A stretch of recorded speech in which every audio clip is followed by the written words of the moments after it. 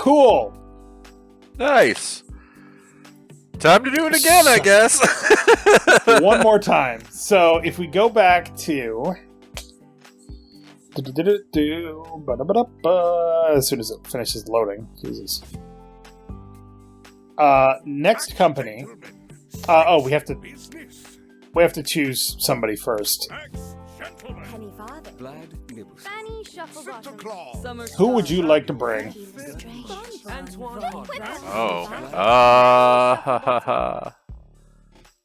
You want to bring Fanny? Sure. Yeah, why not? So, Playthings of the Gods is the Celestial campaign. Oh, man. And this is the So, this used to suck, because in order to unlock this campaign originally, you had to have maximum relationship with all 12 possible executives. Oh. It sucked. So we're probably not going to see all of the date events for all of the executives, but we'll try. Weeks later, in the correctional facility at Cassius Villainaire, Cassius sits outside your prison cell, reading to you. And that little puppy returned to his friends in the junkyard and told them all about his adventures through the justice system and what he had learned. And do you know what they said to him? No, because you keep reading me the same story and never finish it! Is this kinky for you? Reading me bedtime stories against my will? I hate you. You're pure evil.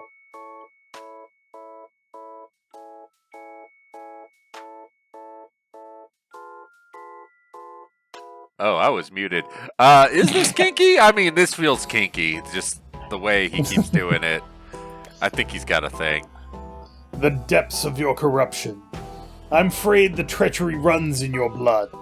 Corrupt, dishonest, warped, and all around icky. Treachery, when you promise your friend the last tea biscuit and then eat it anyway. I don't blame you, you know. I pity you. You were raised to know nothing else. I'm not surprised you have no moral compass. What that you are a descendant of someone who would so callously betray their loved one for power. My poor great-great-grandpa Thaddeus. Callous, how you're acting when you're eating that last tea biscuit. I keep telling you, Thaddeus was the evil one. Just let me out and I'll show you my great-great-grandma's side of the story. Nurture over nature, dude. I don't think it's fair to assume people inherit personality traits from their bloodline.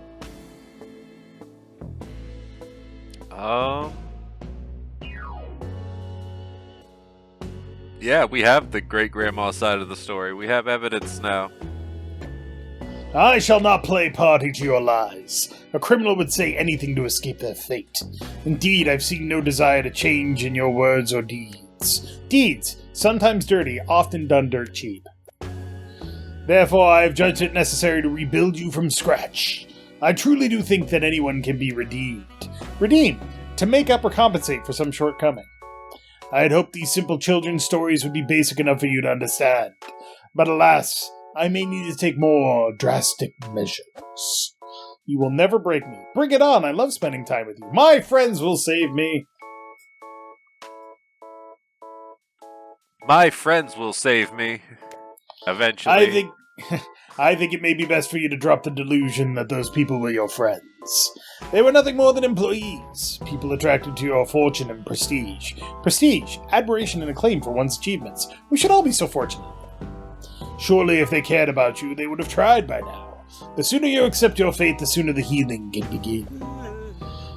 Oh, how I wish I could use the Sanctus Lapis Fortunae to just fix you. Its fantastical powers are exceptional when it comes to controlling one's mind, but its powers cannot be used to fix one's heart. That's fine. We'll continue to do this the hard way. Cassius stands up, revealing the Sanctus Lapis Fortunae on display in the cell opposite yours. I climbed from the depths of insignificance all on my own without the assistance of a mystical relic. I don't need to start relying on it now. Relic. A very special, very old object, sometimes of magical or religious importance. I built myself up all on my own. Now look at me, my own lair, my arch-nemesis caged, a successful rubber empire and great public acclaim. I never cheated. I never took shortcuts. I hope that someday you will look up to me as a shining example of what a true gentleman can achieve. Holy hell, do you ever stop monologuing? Oh, you're so full of yourself, I'm afraid you might explode and get self-esteem everywhere. For the record, I count it as cheating when you use the stone on me, kidnap my servants, and orchestrate a whole scheme to publicly shame and imprison me. That last one. Yeah. I do seem to have a weak spot for revenge, but turnabout is fair play. I'm not exceptionally happy about what you've made me do. We didn't make you do shit. I may have dabbled a bit into the arcane, but it's nothing compared to what your ancestor did to mine. Dabble, to faff about. Arcane, secret and mysterious. As some might say, spoopy. Dude, take some, accountability for your own actions. I have not abandoned you on an island to die. I have taken you, an undesirable, under my gracious wings. Undesirable. Icky. But enough for now. Gaze upon your failure and think about your future here with me. He gestures at the Sanctus Lapis Fortunae on display just out of your reach. I will return in the morning. Cassius makes his leave. You are alone in your cell with nothing but the view of the Sanctus Lapis Fortunae, the faint scratching that grows ever louder, and the voices in your head. Psst. The voices in your head sound a little clearer today. Investigate the voice. Try to sleep the voices away. Now's as good a time as any to start talking to myself. Hello? Yeah, hello? Psst. Hey, madame. You think you recognize that voice. It's the spider you've been talking to for the past week. Your new imaginary friend, Cupcake Kisses. The little puppy from Cassius's book, here to tell you the end of his story. Yes, the puppy. We're just going crazy with it. Madame, step back. Knowing better than to disobey the little puppy, you deliriously back against the cage and await further instructions. Delirious, addled of mind. You hallucinate a fist bursting through the back wall of your cell. Then another, and another. Before long, the wall collapses. From the dust emerges... Madame, we're here to rescue you! Somebody pinch me. I hate how this dream ends. I'm not falling for this hallucination again. You're not the little puppy. I'm not taking orders from you. I'm not falling for this hallucination again. Angel steps forward from the dust. You're dehydrated, madame. Here, take this water. Dehydrated. Not having enough water in the body. You should have a glass. You stole my company. You betrayed me. Yeah, I'm not one to turn down hallucination water. Reach inside her breast pocket and take her flask instead. Yeah, let's go get that flask. Get drunk, get crunk. You snatch her flask and imbibe deeply with the furious, thirsty power of a dozen piglets sucking on their mama's teat. As the liquid hits your lips, you immediately feel full of vim and vigor. Vim and vigor, spunk, gumption, get up and go. As you regain your former luster and your senses return to you, you see that standing in the cell are all of your friends. Max Gentleman, Petty Farthing, Antoine Hardley, Pip Whipple, Gun Moses, Bonbon Von Valentine, Samuel Finch, Vicky Lestrange, Sinterklaas, Summer Starling, Vlad Nibblesome, Fanny Shufflebottom, Business Maid, Battle Butler, and Angel Fullbody. Does someone care to explain what's going on? This is a really big cell. What took you so long? He's been feeding me kale. Kale! Yeah, kale. That's Madame, pretty bad. It's kind of hard to... kind of a long story. Are you sure we have time to explain? Yes, of course I want to know what the fuck is going on. There's no time to explain. Let's break out of here. I want to know what the fuck is going on. All right, madame, listen carefully. It was my plan all along to get you in here. Don't worry, I'll be taking notes so we can review this later when we all write about your grand escape. Okay. And that's because we suspected that this lair was the one Cassius was storing the Sanctus Lapis Fortunae in. When you kidnapped him and brought him to your estate, he let slip that he kept the Sanctus Lapis Fortunae in one of his many lairs. I pulled some strings to get the blueprints to all of his properties. Well, I seduced that poor county records boy, but on the plus side I gave him some makeup tips to help him improve his confidence. And while Cassius may talk a big game, very few of his properties qualify as much more than a hideout. And that's when I discovered that one of his lairs had a secret basement facility. I knew that had to be where he was keeping the Sanctus Lapis Fortunae. Once Antoine brought up his correctional facility during the trial, I knew I needed to get you in here, so I made some hasty arrangements and hoped for the best. Again, I'm so sorry to have put you behind bars, madame. There wasn't time to tell you the plan since you were going to have to be arrested on the spot. It was our one shot. But rest assured, madame, we all had your back. It's a shame that Plan A didn't seem to work out. Tell me, madame, how did they find the lockpick set we had planted on you? Excuse me? Lockpick set? Check your pockets. Check pockets. Your pockets are filled with lint and spider legs. No lockpick. Yes, the lockpick set I bribed one of the guards from the trial to plant on you as they dragged you off. Plant on me where? They took everything out of my pockets when they arrested me. Oh, that explains why that guard was getting frisky with me. I did notice that my first bowel movement was exceptionally uncomfortable. Oof. Let's go with the frisky guard. You all looked at the corner of the cell at that bucket that had served as your latrine in the past few weeks. You know what? I brought my own. Let's not worry about that for now. Good, because I had the kale poops, if you know what I mean. Let's never speak of this again. Right, so what took you so long to enact Plan B? Kale poops. Ugh. Sadly, I do. We're actually on Plan C now, but let's not worry about those poor trained mice right now. Rest in peace, Squeak Team 1. Once we didn't hear from you, we assumed Cassius had found the lockpick set, or that something even worse might have happened to you. He's a real amateur. You barely look tortured at all. We enacted a plan to dig into the prison and break you out, but we hit a few snags. First of all, this lair is surrounded by shovel-sniffing dogs. We knew that if Cassius were to suspect anything, he would have moved you somewhere else. I tried to turn the dogs to our side, but they are all fiercely loyal and very bitey. So we had to dig the tunnel with teaspoons, and we had to start several miles out. I still think you should have given me time to invent a silent cannon-based digging technology. Not to mention that we had no actual idea how deep this facility went. Your cell is the 5th point of ingress we've made this week. Ingress, the opposite of egress. Thanks. Thanks for not explaining what egress is. And none of the chimneys or vents went down past the first floor. I checked. At some point, we heard you arguing with the little puppy, and we used that to hone in on your location. Anyway, I think that you should get you mostly caught up on the important bits. I'm so sorry we kept you waiting, madame. You poor thing. I'll be sure to give your weary body a full once-over once we get out of here. Now then, let's reclaim that stupid magic rock so Cassius can't keep getting a leg up on us and then get the heck out of here. Angel steps up to the cell door and begins picking the lock. Battle Butler gets impatient and signals everyone over. Max, all too eagerly, flexes all of his clothes off and quickly oils himself up. Battle Butler and all your friends grab onto the cell bars and begin pulling, their muscles flexing and ripping their clothes asunder.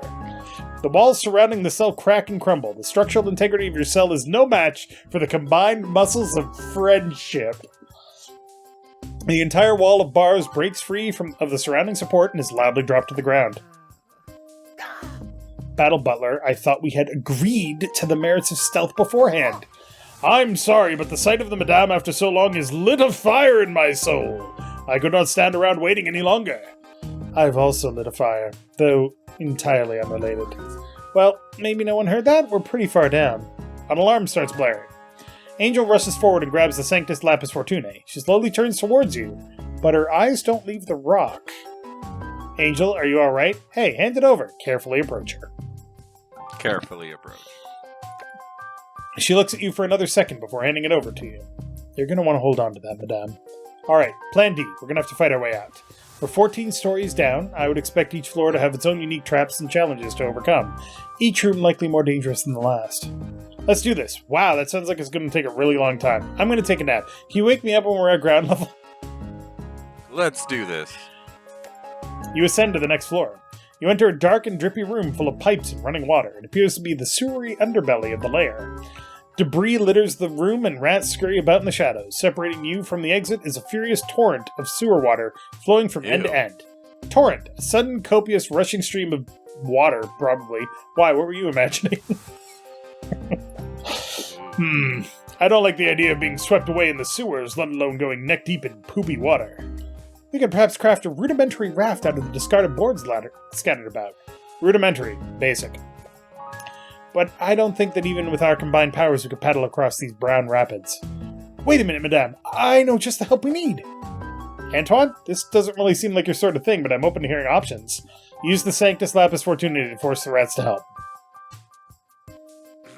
Yeah, Antoine. Let's hear what he's got. I'll take care of it, madame. For you see, we didn't just come here to rescue you. Antoine whistles and a familiar clip-clop approaches from the previous floor. It's Custard! Antoine's beloved horse and companion. Custard gallops up to Antoine's side and joyfully nuzzles his face as Antoine giggles and pets him back. We rescued Custard as well. I told him to stay behind while we cleared the dangers ahead, but I think the situation calls for a little horsepower. You all craft a makeshift raft and tie it to Custard, who begins fording you all across the Stinky River. Ford, to walk across a relatively shallow body of water, not recommended on the Oregon Trail, which was also made by the men who wear hats. Oh, men who wear many hats, I should say. Don't worry, boy. Once we get out of here, I'll take you to the finest horse wash in all of London. This is really putting hell on my voice, by the way. Yeah. Doing all these voices. All right. You reach the other side and disembark. Antoine gives Custard a big hug, ignoring the unfortunate mess. Thank you, my friend. It's so good to see you again. You ascend to the next floor. The next floor is a room that can only be described as haunted circus chic. The walls are draped in a striped tent-like material. In the center is a precarious-looking platform, starkly lit against the rest of the dark room. Precarious, wobbly, and likely to fall over. You all cautiously approach. Laughter echoes through the room as lights flicker on to illuminate a figure creeping down towards the platform from the ceiling. Nope. I had a nightmare like this once. Me too. The figure reveals to be a jester of sorts, juggling swords while riding a unicycle down a nearly invisible wire leading to the platform. Okay, somehow this is worse than my nightmare. To enter the next room, you see, you must answer these riddles 3. Oh! Madame, let me handle this. I'm great at solving things. Take care of it, Pip. I believe in you. We're gonna power friendship this. Let's go, Pip. So in case you haven't realized it, there's exactly as many floors as there are executives. And whether or not you befriended them in previous campaigns affects whether or not they help you here. Oh. Oh, neat. So we're gonna go through a lot of floors. Yep. What is that condition of life from which if you take all trouble there will yet remain some? I don't even understand what he said. Fuck me. The creepy jester awaits her answer as he continues balancing on the platform and juggling his swords. Pip becomes lost in deep thought as the rest of you look around at each other, utterly dumbfounded. Aha! I've got it! Dumbfounded, shocked, stunned, and amazed. My books do have that effect on people. Oh, do you? Pip pulls a screwdriver from her pocket and begins unsecuring the platform from the ground. Wait, no, what are you? The platform collapses and the jester comes tumbling down. He hits the ground. As he hits the ground, a large metal key flies out of his pocket and lands right at Pip's feet. Oh, and the answer was troublesome, because if you remove trouble, you still have some. Child's play, really. She picks up the key and gladly hands it to you. You unlock the door at the end of the room and move on. You ascend to the next floor. You step into the next room and are immediately blinded by a golden light. You stop short and gather your senses, only to realize you've just barely stopped at the edge of a diving platform. A bridge is raised on the other side of the pit. Below you is a tank filled with gold coins. Dangling from the ceiling is a crank wheel just above the coin's surface. Sharks menacingly circle around the crank. This feels like a trap, madame. I doubt getting that crank will be as easy as it looks. Madame, if you would allow me to throw myself upon this challenge, I won't let you down. I'm gonna figure this one out. I won first place 3 times in the Gold Olympics gold coin diving event, and my speed beneath the coins is unmatched. Gold Olympics, the greatest and most admired ancient athletic festival of gold-based sporting events. Oh. Okay. Sure, but promise me you won't get hurt. Yeah. I got this. Sinterklaas disrobes and gracefully prances towards the end of the diving board. With the majesty of a flying elk, he leaps into the air. His form is perfect. He breaches the coin's surface and disappears from view. The sharks dive to meet him. For a moment, silence. Sinterklaas suddenly bursts from the coin's surface like a dolphin, the sharks in close pursuit. He confidently snatches the crank in hand. Before long, Sinterklaas once more leaps from the coins towards the exit. Catching some wicked air, he barely manages to grab hold of the ledge. The sharks frustratedly snap at his heels as he pulls himself up. He uses the crank to lower the bridge for everyone to cross. You ascend to the next floor. The next floor is overgrown with painfully obvious fake plants and vines. The walls look like cheaply produced theater sets. theater set. There's an overall Aztec temple aesthetic with a veritable gauntlet of classic traps filling the hall. Veritable, the fancy equivalent of using literally to add emphasis. Gauntlet, an especially dangerous obstacle course. Okay. Who do you think is, based on this, who do you think is the executive that's going to help us? Based on this,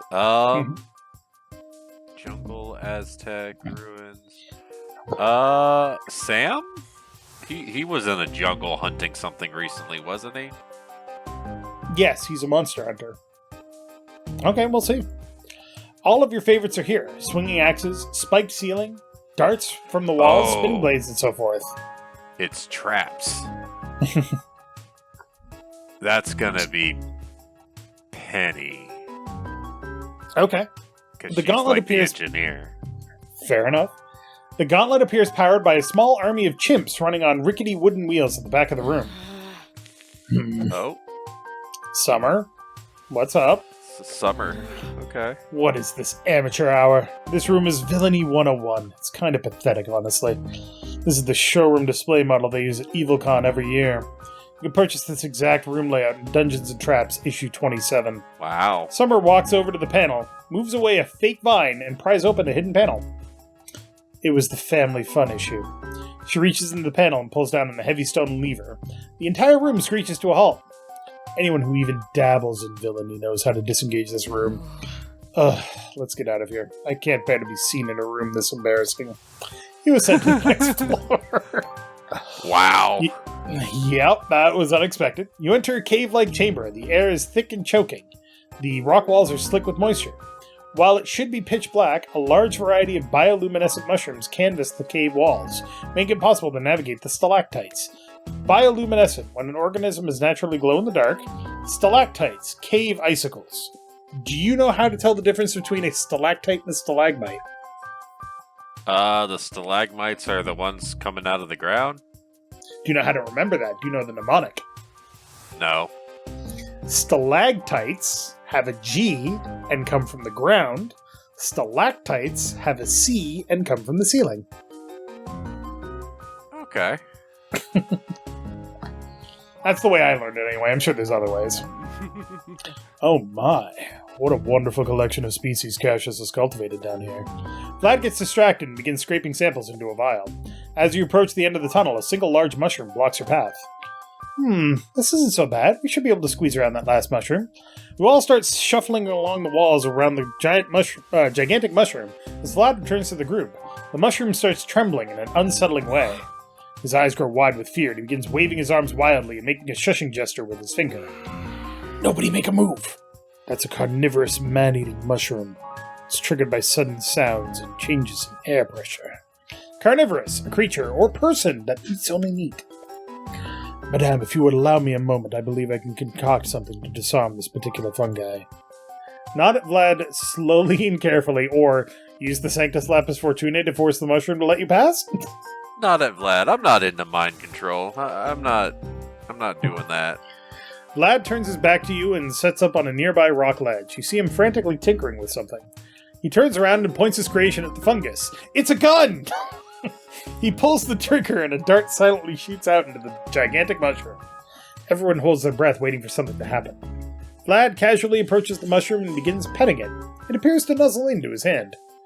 All I had on hand were some old Cupid darts. Normally I wouldn't deploy these without several rounds of testing and paperwork, but, well, drastic times. I figured it would do the trick, but I wouldn't wait around too long to see what happens if it gets too friendly. You all quickly shuffle past the affectionate fungi. You ascend to the next floor. In the next room is an ornate pedestal with a glimmering golden apple at the center. 3 bears of increasing size sleep around the pedestal. Okay.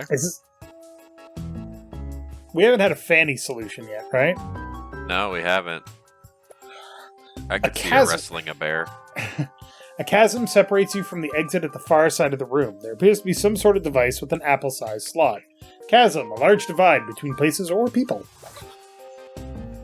Oh, I recognize this scene. This is that children's fairy tale with the 3 sleeping bears. How did it go? Oh, yes! This used to be my favorite story growing up. Why don't you let me handle this one, madame? Go for it. I love fairy tales.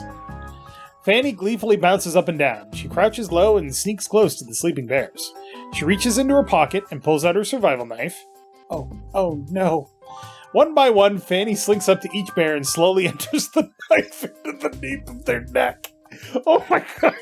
She's assassinating bears. Oh my god. Everyone looks on in horror and she doesn't stop there. Once she's taken them each out, she begins skinning them for parts. Oh my. What? This is so extra. Oh Girl, chill. She's... What fairy tales? Yeah. What sort of fairy tales did you grow up with? The normal ones? Eventually, she's not only cooked a hearty meal and crafted a ladder out of their bones, but made cute little bear hats and scarves for everyone.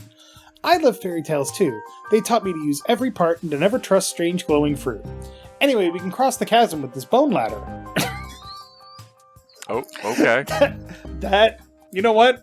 We called who was going to solve it. We did not call how she was going to solve it. Nope. Didn't call that. The next room is a long, narrow hallway with a large cannon at the end. How the heck are we supposed to get past this? The guards will surely see us and blow us all to hell. Perhaps I could block the cannonball with my face? There will be no need for that, my dear. I have a solution. I have no idea how you're going to handle this, Samuel, but I'd love to see what you come up with. Yeah, how? Everyone give me all of your superfluous garments. Superfluous. Unnecessarily excessive. Extra. Samuel begins collecting all the loose clothing from everyone's. Their jackets, hats, socks, and underwear. Where's this going? Sure, I don't need my underwear, but the skirt is fairly short. One moment, darling. One needs their focus when performing a miracle. Samuel begins pulling out a sewing kit and some bottles of dye. He begins sewing all the loose fabric together. Nothing he's doing really looks like anything. Ta-da! Samuel holds up a series of cloth spheres? I don't get it. How? Surely the guards would suspect a group of people coming down the hall. But I guarantee you they won't bat an eye at a bunch of cannonballs. Why, they spend all day staring at cannonballs. We should fly right under their radar. Everyone looks around nervously, but you don your cannonball costumes anyhow. Surprisingly, the plan goes off without a hitch and you sneak right past the guards. You ascend to the next floor. It doesn't... Okay. Okay, Sam. We'll call that a win for Sam. It doesn't make sense. Do we have to? It doesn't make any sense. You enter a tall, ruinous room. The floor is covered in black sand and shattered limestone. The walls crumble around you. A cold shiver creeps up your spine. I'd say this used to be an occult temple if I've ever seen one. And I've seen a ton of occult temples. There's a ring of candles and an occult sigil drawn in chalk at the center of the room. A man dressed like a wizard appears from behind a limestone column. You shall not pass. Vicky, this feels like something you should handle. It does feel like a Vicky thing. Me? Sure, why not? Vicky steps forward into the magic circle. Prepare thy spells, witch! The wizard begins chanting in a long dead language and performs a complex ritual with his hands, moving his fingers and bones in unnatural ways. Vicky lazily bends over and grabs a candle. As she walks towards the wizard, she tosses the candle into his beard and lights it aflame. Street magic. Why would you? As the wizard frantically pats at his beard fire, Vicky steps close and swiftly kicks him in the nuts. The wizard crumples to the ground, holding his scorched beard and smashed balls. He begins to weep. You should really put your hair up if you're going to be dabbling in arcane magics. A beard that long is a fire hazard. Vicky walks towards the exit and then looks back at you, curious as to why you're not following her yet. You ascend to the next floor. Okay. Oh my god. Oh, Jesus. You enter a room made up like an underground fight club, which is appropriate since you're underground. Around the sides are crude bleachers. There at the center of the room is a chain-link cage with dried blood splattered across the floor. The room is dead silent. Be careful, everyone. I've carefully trained my body to warn me of an impending sneak attack, and, well, my ambush glands are fully engorged right now. Ew. Engorged. Swollen, thickened, full, and possibly throbbing. Wink. As you cautiously approach the center of the room, Max puts his arm out to keep you back. Come on out! A dozen men and women dressed up like ninja jump down from the shadows. They all take a battle-ready stance and await your next move. Madame, let me take care of this. I'm well-versed in the way of the ninja, and I've never met a ninja I couldn't best. Go for it, Max. I'd love to see you take out a dozen ninja. Hell yeah, let's go. Max motions to rip off his shirt, but realizes he already did so earlier in the escape. He laughs a little to himself and cracks his knuckles. Max slowly approaches his opponents. Everyone waits with bated breath for the first move. Except, Max continues to approach them with a relaxed posture. The ninja let their guard down and surround Max. Can't really make out the words, but it's clear that Max and the lead ninja are talking. Max lets out a boisterous laugh and shakes their hand. The ninja disperse and Max returns with a big grin on his face. Boisterous, a child's behavior after eating their weight in boiled sweets. Fair. All taken care of, madam. That particular clan is primarily work for hire, and I simply made them a better offer with a less rigid contract. We can head to the next floor now. You ascend to the next floor. Oh, the subversions. Before you sits a large square room with perfectly smooth marble walls and floors. A lone figure, dressed like a lift attendant, sits tepidly at the other side of the room near the only exit, an elevator. Tepid, lukewarm, or mild. Perhaps this is an unused floor? Wait, don't let your eyes deceive you. She pulls a bobby pin from her hair and carefully throws it towards the center of the room. The bobby pin uneventfully bounces across the floor. Huh. Perhaps I was giving Cassius too much. Suddenly, a section of the ceiling smashes down where the bobby pin landed. Aha! I knew I was onto something. The floor below had some mechanisms in the ceiling that set off my keen engineering suspicions. Madame, allow me to venture back down and tinker around a bit. I bet I can disable this trap lickety-split. Alright. Good idea. I'll put my trust in your engineering prowess. Penny runs back downstairs. After waiting a few moments, you hear the straining of metal and steam begins to emerge from cracks in the floor. Eventually, the whole room begins rattling and starts to fall apart. Tiles and pipes violently erupt. Eventually, it all settles. Penny returns, smirking confidently and covered in grease. Should be good to go, madam. Everyone stuffs uncomfortably into the elevator. It strangely only goes up one floor. You ascend to the next floor. That was like the most straightforward one yet. Yeah. Jesus. That one made sense. The next room opens up into a grand library. Shelves and shelves of books as far as the eye can see. Dear Lord, it's beautiful. This doesn't seem like much of a trap. Unless we're at risk of losing Gunn and all these books. No, it's alright. I should be. Gunn trails off as he wanders down a non-fiction aisle. That's not a good sign. We can let him have his fun. We need to find the exit first. Everyone splits up to find the exit, but ends up getting turned around and meeting back at the entrance. This place is like a maze! A faint chuckle comes from behind one of the shelves. A gaunt and sickly woman steps out. Oh, you won't be finding your way out. No, you see, I broke into this estate to steal a rare book, and now you're all going to help me find it. How long have you been down here? I stopped counting after the first few years. Gunn, we need your help finding a book. Yep. Sounds like a gun job. Gunn peeks his head out from the banister above you. You rang? He hops down and starts talking to the librarian. You hear him overhear him explaining something about the merits of the Dewey Decimal System? Ah, yes, that's precisely the book I'm looking for. I wanted to update my library, and I seek the decimal classification and relative index for arranging, cataloging, and indexing public and private libraries, and for pamphlets, clippings, notes, scrapbooks, index rerums, etc. Index rerum, a list of fun things one finds when reading. Maybe you could start one for this shut up game. Of course. Let me guess. This library uses the system to sort the books, so you don't know how to find it in the first place. Exactly. They both share a good laugh. Gunn walks the librarian off to find her book. After a few minutes, they return, book in hand. She escorts you to an exit that seemingly would have been impossible to find on your own. You ascend to the next floor. The next room is much more silky and fragrant than the rest. This is Bonbon, probably. A wonderful sweet smell fills the air, and everything goes a bit hazy. As you stumble through the room, you come upon an orgy of the most beautiful Definitely people Bon ever laid eyes upon. They beckon you closer. As if in a dream, each of you begins to pair off with their ideal mate, who slowly and seductively pull you towards their ornate and comfy-looking beds. Except for Bon Bon, who seems slightly unimpressed with her suitors. Madame, I'm always up for a good snogging, but there is a time and a place, namely not now and not here. Snogging, something you do under the blankets with your sweetie. Maybe it's not the best use of our time to fall prey to this obvious distraction. Okay, but I'm suddenly very horny, Bon Bon. What exactly do you plan to do about that? Yeah, Bon Bon. What are you gonna do about that? Oh, you'll see. Bon Bon reaches seductively into your pants area and delivers a deep pinch and twist right upon your perineum, causing you to yelp out. Perineum. Oh, that is,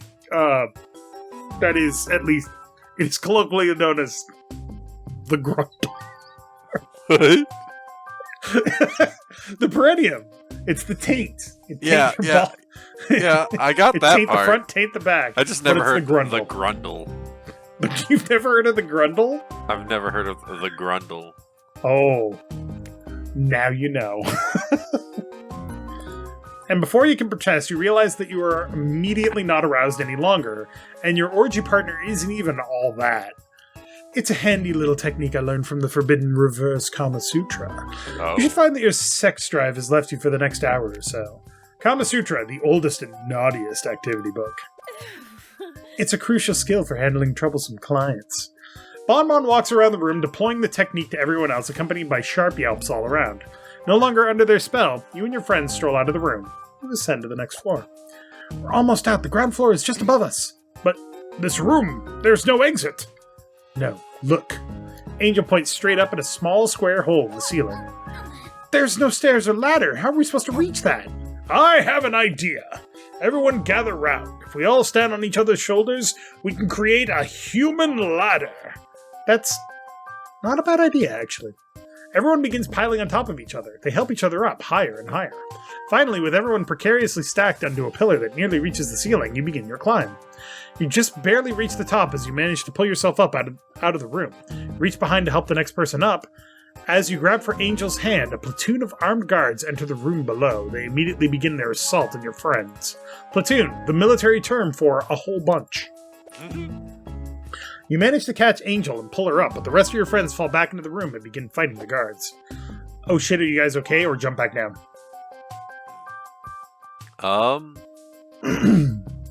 Jump back down. Hell yeah. No one gets left behind. Angel grabs you before you can jump. Madame, don't worry about them. I'll go find help. You need to confront Cassius and put a stop to this once and for all. Here's your great-great-grandmother's journal. But don't forget, you've got the Sanctus Lapis Fortunae now. I trust you'll make the right choice. Yes, it's time to correct the errors of the past. Indeed, I'll stop Cassius by any means necessary. Aw, heck, do I have to? Couldn't we just sneak out? Yeah, couldn't we just sneak out and deal with this another day? I would like to point out that this is the introduction to the third campaign. We can still choose this option, don't worry. Oh. I'm afraid so, madame. If you don't do this now, Cassius will never stop coming for you. Angel nods at you and splits off to go find help. You begin searching the luxurious mansion that sits atop the complex labyrinth you've been trapped within for the past few weeks. A maniacal laugh echoes from all around you. It's Cassius, to be sure. Maniacal, unpredictable to an extreme, unhinged. You continue to search the eerie mansion. You come to a crossroads. Cassius awaits you for the final confrontation, but where would he be? Head up the spiral staircase to the stormy rooftop, go right into the cavernous dining hall, head left into the bedchamber of Cassius Villionaire.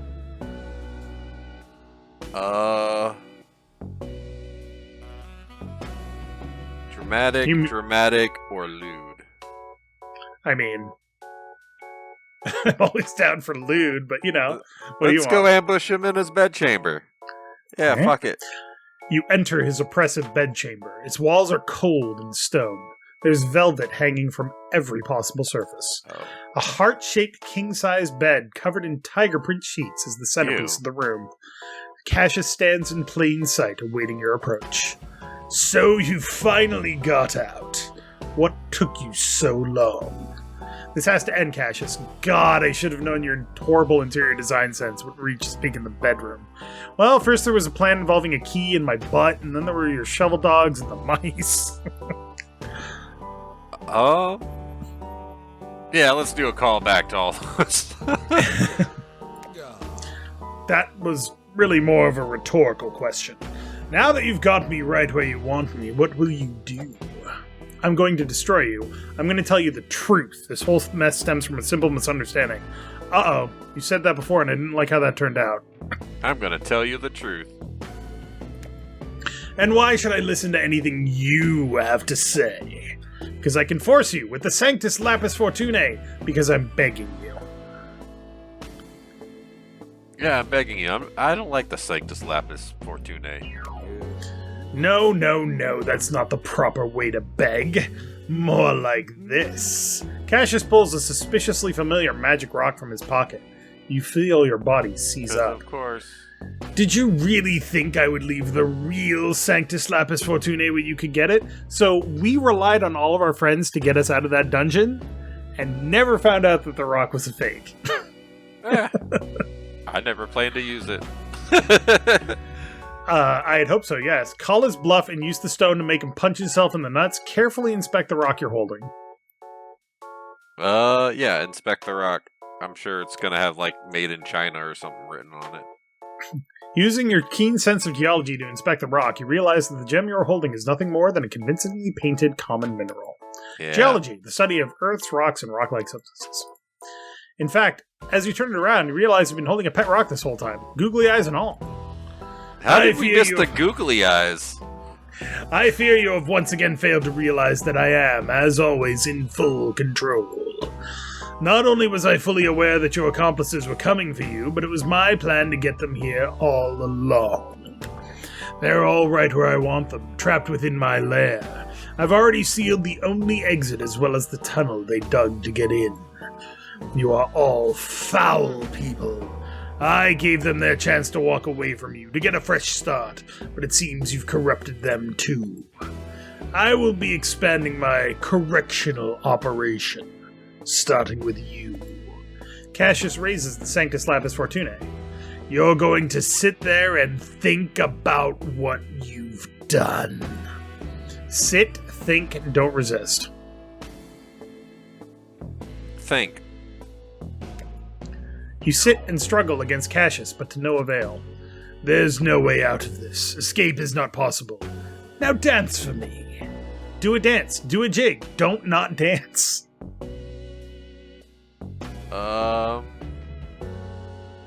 Do a jig. The power of the Sanctus Lapis Fortunae compels you. Don't bother resisting. I can do this all night. Don't bother. Don't resist. Don't disobey.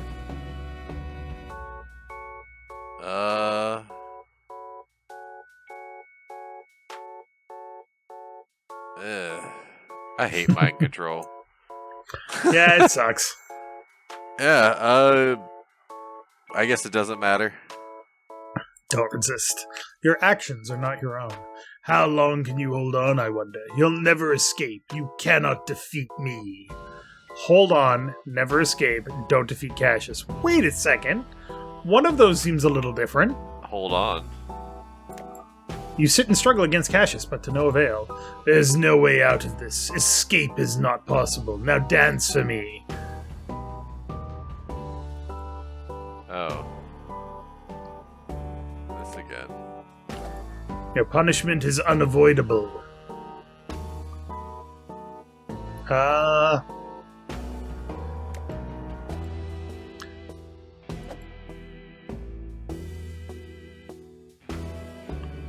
Hold on. Do a dance. Skip. You cannot skip this. We have a skip button, don't we? Do we? Oh, right. Hit escape. On the keyboard. Break free. Boom! You rise. What? How did you... Cassius frantically shakes the Sanctus Lapis Fortunae as its glow fades. No! How could this happen? What have you done? Punch Cassius while he's distracted. Slap the Sanctus Lapis Fortunae out of his hand. It's time you learned the truth. It's time you learned the truth, bud. Cassius gives the stone a few more good shakes and then gives up, dropping it to the floor. Very well. I have no idea how you've overcome the Sanctus Lapis Fortunae, but I've never needed that stone to best you in the first place. Cassius takes the traditional fisticuff stance and prepares for a fight. Fisticuffs, boxing, but make it fancy. Prepare to fight. Pull your great-great-grandmother's journal from your pocket. No, wait, please, just listen. There's no need to fight. Pull out the journal. And what is that supposed to be? I thought you weren't a fan of bedtime stories. As Cassius has his attention laser-focused on you, Angel appears behind him and grabs his arms. What? Cassius struggles against Angel, who is barely able to keep her grip on him. Madam, do it now! Tell him the truth! It's the only way he'll ever stop! You open your great-great-grandmother's journal and begin reading the entries aloud. No! Silence! Cease this at once! Cassius struggles against Angel.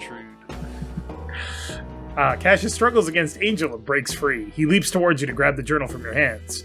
But appearing from all sides are Battle Butler, Business Maid, and all of your friends. They grab Cassius and pin him to the ground. You! How did you escape? The power of friendship! Literally. Also a lot of punching and throwing and breaking things. We've got him, madame. Finish it. Angel walks over to Cassius, who is pinned to the floor, violently struggling to no avail. Oh, stop fussing like a baby and just listen. You continue reading about your great-great-grandmother and Cassius's great-great-grandfather. Cassius begins to see the whole picture. As the truth reveals itself, Cassius stops struggling. He hears the tale of how his ancestor wanted to abuse the power of the Sanctus Lapis Fortunae. As he processes everything, tears well up in his eyes. Everyone lets go of him. He sits on his knees and just listens. When you are done, he slowly takes the journal to check it for himself, his hands visibly shaking. I see. It is I, my bloodline, who have been the villains this whole time.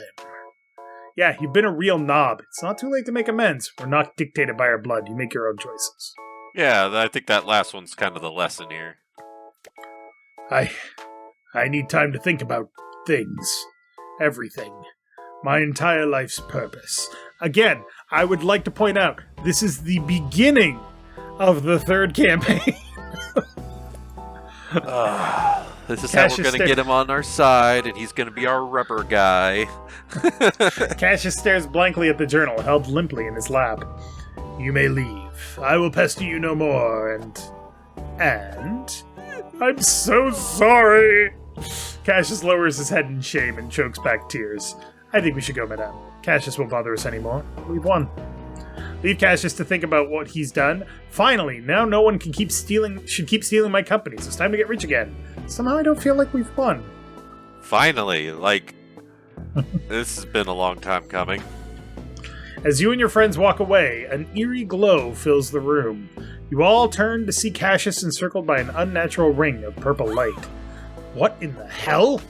Cassius looks out frantically as ashy blackened arms reach out from the stone floor and claw at him. No! What's happening? That's a gateway to hell. He's being dragged to hell, it would seem. Oh. The arms pull down on Cassius as he starts to sink unnaturally into the floor. Help! You have to help me, please! Run to help him or just watch? Run to help him. Everyone runs up to the glowing ring to help Cassius, but is repelled by the immense heat emanating from the unholy light. Ah, shit! Cassius disappears into the floor and the glow of the circle fades. Well, that can't be good. You all stand around, dumbfounded. With nothing left to do, you eventually leave, unsure of what the future holds. We doing business with the devil? Yeah, alright. The next business day. Well then, I think the best thing for us to do is to get down to business. That should help distract us from our harrowing adventure. I've secured the magic rock in our most hearty of vaults, madame. No one shall be getting to it at any time soon. That's odd. I can't seem to find our company paperwork anywhere. I could have sworn Angel returned it. Just then, your rival breaks through the skylight and parachutes right down to your desk. It is I, your rival! I am no longer under the thumb of Cassius Villionaire, and I found an even greater source of power than that silly Sanctus Lapis Fortunae. I think you'll find I've once again stolen your company and all of your assets. Try as you might, every time Every time you strike me down, I'll just come back to ruin your life. My new source of power is unstoppable. You'll never figure out our weakness. You should probably stop dating other powerful executives just to be safe, though. Your rival climbs out the window, laughing all the way. I guess we're back to business as usual? Madame, I have news of the utmost importance! Jesus Christ. Can we play the game? It's been 45 fucking minutes! Right? Does it involve my rival stealing my business again? Is it gossip? I love gossip. Does it pertain to the lack security around here? How does everyone keep getting in here? Right?